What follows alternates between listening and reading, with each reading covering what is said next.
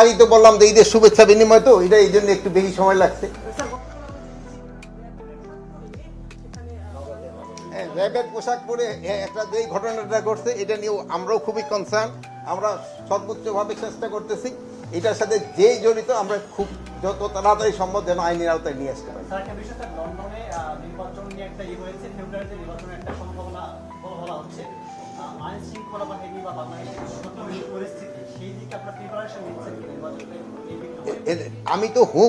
আমি তো লন্ডনের খবর আমি বলতে পারবো না, এটা হলো পররাষ্ট্র মন্ত্রণালয়।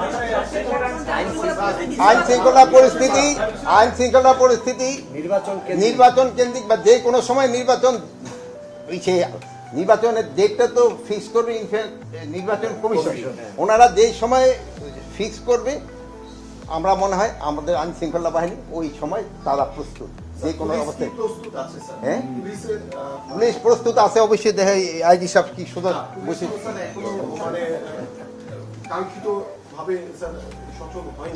কে বললো সচল হয়নি? এখন শোনেন, এখন আপনারা সচল যদি ওই আগের 15 বছরের মতো ভাবেন গেলে দুইটা পিকটি মারলো পুলিশ খুব সচল, আমরা তো ওই পুলিশ চাচ্ছি না। আমরা তো মানবিক পুলিশ চাচ্ছি যে না সবার সাথে ভালো ব্যবহার করে এবং জিনিস ভালোভাবে চলে।